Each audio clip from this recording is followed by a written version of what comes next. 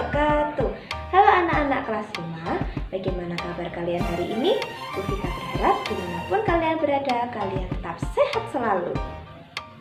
Nah anak-anak, hari ini kita akan belajar materi tentang kelas 5 dengan tema 1, organ gerak hewan dan manusia, subtema 1, organ gerak hewan, dan pembelajaran 2, SPDB, serta pembelajaran 3, IPS. Tapi sebelum kalian lanjut pada materi, jangan lupa untuk selalu kalian like, komen, dan subscribe, serta nyalakan tombol lonceng agar kalian tidak tertinggalan video-video terbaru dari akun YouTube Ilmu Holding dan Aljabar. Mari anak-anak kelas 5, kita lanjut materi pada pembelajaran kali ini. Seperti biasanya, sebelum masuk dalam pembelajaran, Bu Vika akan menyampaikan tujuan pembelajaran yang akan kita capai hari ini, yaitu yang pertama, siswa dapat memahami gambar cerita dengan benar. Yang kedua, siswa dapat memahami karakteristik geografis Indonesia dengan benar. Baiklah anak-anak, langsung saja kita belajar materi. Yang pertama, anak-anak, tentu kemarin kalian sudah belajar tentang organ gerak pada kelinci. Nah, organ gerak kelinci berupa kaki. Dan kelinci memiliki dua pasang kaki, yaitu pada bagian depan dan pada bagian belakang. Kaki kelinci pada bagian belakang lebih panjang daripada kaki bagian depan. Kaki tersebut digunakan untuk melompat-lompat sehingga kelinci bisa berpindah dan bergerak. Anak-anak, di sini Bu Vika memiliki gambar yang harus kalian amati. Cobalah kalian buka buku tema 1 halaman 9. Nah, dalam buku tersebut ada beberapa rangkaian gambar yang harus kalian amati. Anak-anak, gambar yang terdapat di halaman 9 merupakan rangkaian gambar yang berisikan cerita. Nah, sudahkah kalian bisa menemukan cerita dari gambar-gambar tersebut? Jika kalian belum bisa, Vika minta untuk kalian amati sekali lagi gambar-gambar tersebut. Nah, anak-anak, sekarang Bu Vika akan menjelaskan tentang gambar cerita. Nah, gambar cerita adalah gambar atau serangkaian gambar yang mengandung sebuah cerita. Nah, contoh dari gambar cerita adalah gambar ilustrasi. Nah, apa itu gambar ilustrasi? Gambar ilustrasi merupakan gambar yang mendukung isi dari bacaan atau teks. Pada gambar ilustrasi dibedakan menjadi dua, yaitu gambar berupa foto dan gambar berupa tangan. Nah, kemudian gambar ilustrasi digunakan sesuai dengan tujuan atau isi teks dan bacaan. Nah, adapun ragam dari gambar ilustrasi bisa berupa cergam, karikatur, komik, kartun, pamflet, dan cover. Nah, sekarang Bu Vika akan bahas satu persatu mengenai ragam dari gambar ilustrasi. Yang pertama adalah cergam. Cergam merupakan cerita bergambar yang memiliki cerita namun alurnya lebih pendek. Berikut adalah contoh cergam. Selanjutnya yaitu karikatur. Karikatur merupakan gambar yang objeknya dilebih-lebihkan. Berikut adalah contoh karikatur. Yang ketiga adalah komik. Komik hampir sama dengan gambar bercerita, namun alur pada komik biasanya lebih panjang. Berikut adalah contoh komik. Untuk yang keempat adalah kartun. Kartun merupakan gambar yang memiliki unsur jenaka. Berikut adalah contoh gambar dari kartun. Yang kelima adalah pamflet.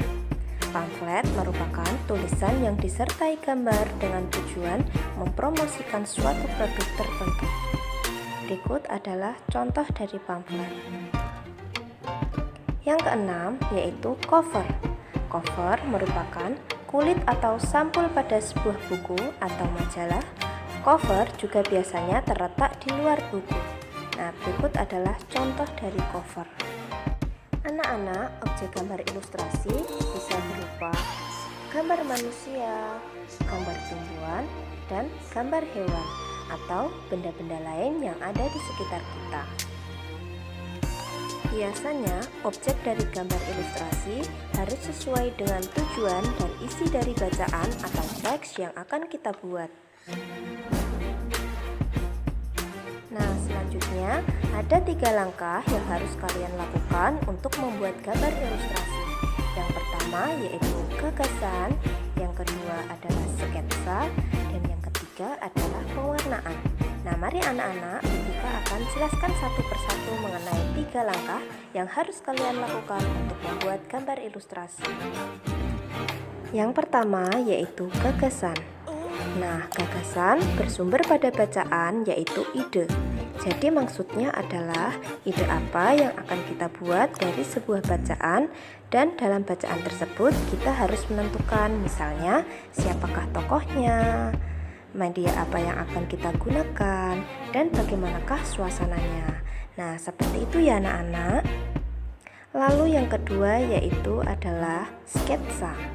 Nah, sketsa merupakan rancangan dari gagasan yang telah kita tentukan sebelumnya.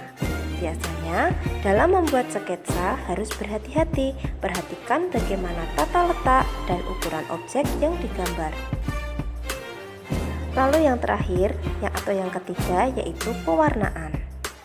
Nah, pada tahap ini kita harus mewarnai gambar sesuai isi atau tujuan dari bacaan atau ide gagasan kita. Lalu, pewarnaan dapat menggunakan cat air, cat minyak, pensil warna, spidol, krayon, dan lain-lain. Anak-anak, mari selanjutnya masuk pada materi kita yang kedua, yaitu letak geografis Indonesia. Nah, keadaan Indonesia dipengaruhi oleh letak geografis dan letak astronomis. Coba Bu Vika mau tanya, apa itu letak geografis?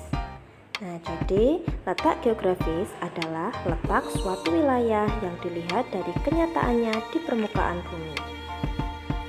Nah, secara geografis, letak Indonesia terletak di antara 2 benua, yaitu benua Australia dan benua Asia, serta terletak di antara 2 samudra, yaitu Samudra Hindia dan Samudra Pasifik. Untuk selanjutnya, kita belajar tentang batas wilayah Indonesia berdasarkan letak geografisnya, yaitu sebagai berikut. Nah, di sini dibagi menjadi 4, yaitu di sebelah timur, sebelah utara, sebelah barat, dan sebelah selatan.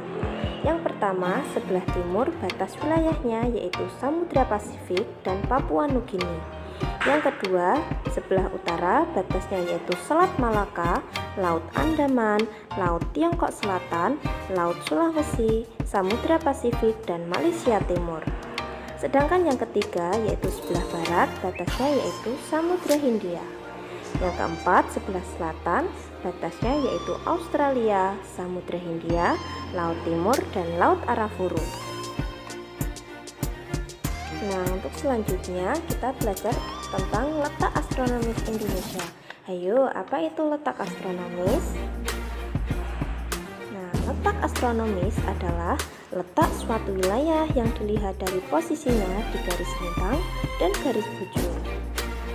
Nah, secara astronomis Indonesia terletak di antara 6 derajat lintang utara sampai 11 derajat lintang selatan dan 95 derajat bujur timur sampai 141 derajat bujur timur. Nah, berikut ini adalah gambar letak astronomis Indonesia.